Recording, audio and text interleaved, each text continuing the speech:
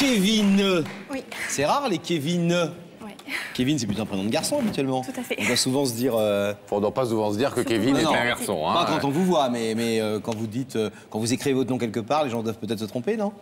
Généralement, oui, mais c'est vrai que quand on me voit après... Origine bretonne? Non, pas du Non, tout. pas du tout. Non, de l'Aisne. Bon, les origines, c'est important pour vous parce que vous venez pour ça ce soir. Ouais. Depuis que vous êtes toute petite, il y a un grand vide dans votre vie. C'est votre papa. Tout à fait. Qui n'est pas présent. Et vous êtes ce soir venu le retrouver. Voilà. Vous ne l'avez pas vu depuis? Je ne l'ai jamais vu. Jamais rencontré. Vous avez 18 ans. 18 ans. Et vous êtes en contact avec lui par téléphone Ouais, depuis à peu près 1 an, c'est ça? Oui. Hein? Mais jusqu'à présent, il y a toujours cette décision que vous attendez tant de enfin se voir. D'une rencontre, voilà, des moments partagés avec lui. n'a pas pu être prise. Alors, votre histoire, Kevin, on l'a racontée, comme on le fait toujours dans Il n'y a que la vérité qui compte. On l'a racontée au travers de ces documents que vous nous avez confiés, et puis cette histoire où il manque ce personnage essentiel, pourtant, on la raconte tout de suite. Le 7 août 86, le monde compte un sourire de plus, le vôtre. Vous auriez pu vous appeler Sourire, mais on vous a appelé Kevin. En ces temps-là, dans la vie, vous n'aviez qu'un repère, un seul, votre mère Catherine.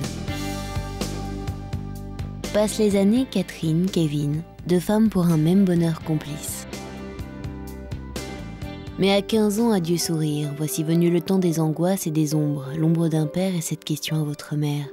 Maman, retrouvons-le pour que ma vie plus tard s'aventure avec confiance vers l'amour et son masculin. Deux femmes à la recherche d'un homme disparu mènent l'enquête. Décembre 2003, le téléphone sonne. C'est toi, papa.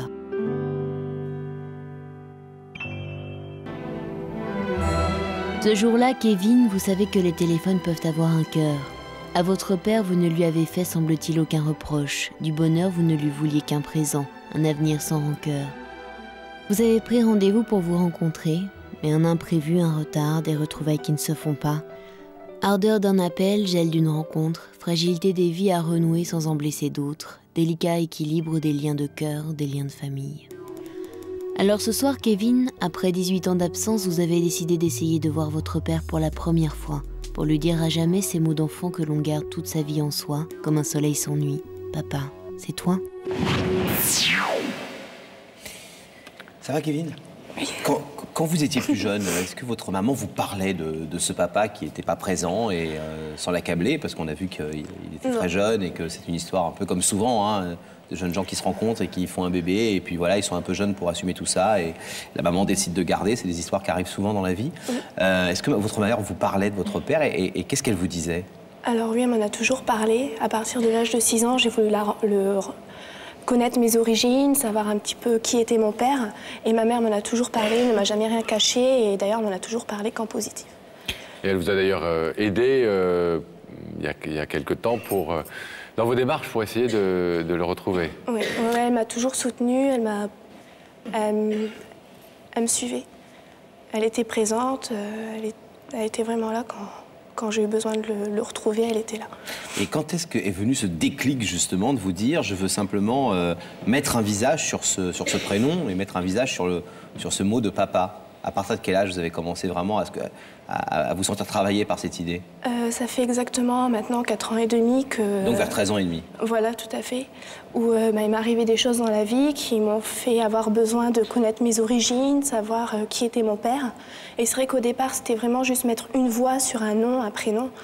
Mais de l'avoir eu au téléphone, etc., il m'a... Vous l'avez eu au téléphone la première fois à quel moment? Ça fait 1 an maintenant. 1 an. Et vous avez eu longtemps à avoir son numéro de téléphone ou ça a été compliqué? Enfin, ça a été compliqué ou simple d'obtenir son numéro? Non, ça a été assez compliqué. Comment vous avez pu faire pour le retrouver? Et en fait, c'est pas lui que j'ai retrouvé au tout départ, ça a été sa mère, donc ma grand-mère. Et c'est elle qui m'a aidé à me mettre en contact avec lui. Et... Elle connaissait l'histoire? Non, du tout. Et vous avez fait comment? Vous avez appelé cette femme pour lui dire quoi? Au départ, je l'ai appelée sans vraiment dire qui j'étais. Et j'ai vu qu'elle m'accordait toute sa confiance, etc. Et je voulais pas la trahir, donc je lui ai dit clairement qui j'étais. Elle n'était pas du tout au courant.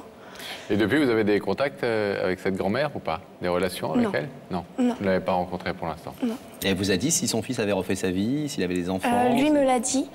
Il a été marié, il a une petite fille. Mais... J'ai jamais vu personne. Comment a-t-il réagi quand vous l'avez contacté? Très positivement, en fait. Il m'a laissé beaucoup d'espoir, comme quoi il voulait me voir tout de suite, apprendre à me connaître. Et puis, il a vu qu'il fallait prendre du recul, un petit peu de temps. Et depuis, les coups de fil sont de plus en plus rares. Et moi, avec l'espoir qu'il m'avait donné, j'ai été assez agressif avec lui au téléphone, et ça, je m'en excuse. Qu'est-ce qui vous fait... Enfin, comment vous interprétez le fait que, alors qu'il était très enthousiaste au début, il freine un petit peu maintenant? Je pense qu'il a peur aussi.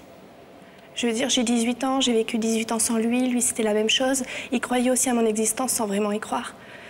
Donc, je pense qu'il... Ouais, c'est peut-être de la peur aussi. Puis je pense que pour lui, c'est quelque chose d'important, il veut pas arriver comme ça et je pense qu'il veut être prêt aussi. C'est extrêmement important. Vous disiez, au départ, j'avais envie de mettre une voix sur un prénom. Maintenant que vous avez la voix, il vous faut aussi le visage et le reste. Oui, justement, c'est avec l'espoir qu'il m'a donné. J'ai vraiment envie de pouvoir... je ne demande rien, si ce n'est que de passer des moments avec lui, le sentir contre moi, le voir en mouvement, le voir en réel. Alors Kevin, on va voir s'il a répondu à cette invitation ce soir, s'il est là, à côté de Daphné.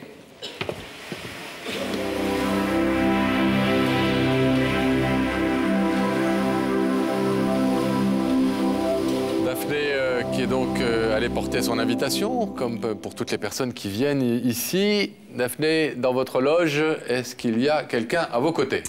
Alors non, je suis toute seule dans ma loge. Je suis désolée de vous apprendre que le papa de Kevin a décliné notre invitation. Il n'est pas venu car il nous a dit que c'était un petit peu prématuré pour lui de venir sur le plateau. En revanche, on l'a eu au téléphone. Il nous a promis qu'il regarderait l'émission et qu'il prendrait contact avec sa fille, très certainement, juste après avoir regardé l'émission. Donc, Kevin, gardez espoir. Merci, Daphné. On va retrouver Kevin. Alors, Kevin, on veut pas simplement vous remonter le moral, et on sait que c'est pas évident de cette situation, mais sachez qu'il y a la plupart des fois où cela arrive que quelqu'un ne vienne pas, ça arrive de temps en temps qu'il n'y ait personne dans la loge, c'est souvent parce que tout simplement, et c'est tout à fait leur droit, les gens n'ont pas forcément envie de passer à la télé pour expliquer une partie de leur vie, et c'est tout à fait honorable et c'est tout à fait respectable. Ça ne veut pas dire forcément qu'il n'est pas sensible à ce que vous allez dire ce soir, et si vous le souhaitez, regardez, il y a un caméraman qui peut s'approcher, et dans cette caméra, vous pouvez, si vous voulez, puisque votre père regarde l'émission, lui passer un petit message. Voilà, si vous le souhaitez. Vous n'êtes pas obligé, hein, si vous voulez vous en tenir là. Je pense que ce que vous avez dit est déjà très éloquent. Déjà, bonsoir. Et malheureusement, c'est la caméra que j'ai en face de moi. Même si j'aurais aimé que ce soit toi. J'ai envie que tu me regardes bien ce soir pour voir que si je suis venue là, jusqu'ici, sur un plateau télévisé, c'était pas une idée en l'air, que c'était quelque chose de réfléchi. Quelque chose d'important pour moi. J'ai vraiment envie de te rencontrer, de vivre des tas de moments avec toi. Maintenant, je comprends aussi que t'as pas forcément envie d'étaler ta vie, mais je me dis qu'il y a toujours espoir. Peut-être que tu me téléphoneras demain ou pour me dire je suis prêt, j'ai réalisé que je veux te rencontrer, je veux vivre des moments avec toi et c'est ce que j'espère. Mais maintenant, je t'en veux pas, ça c'est quelque chose de sûr. Voilà. Bravo Kevin, on espère que... Vous savez,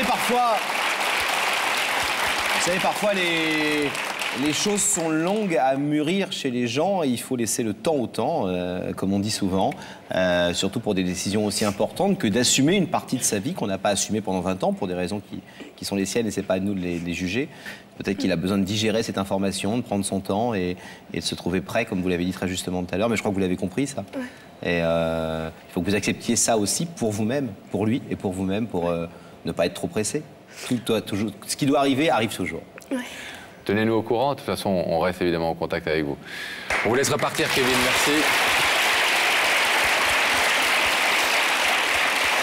À bientôt.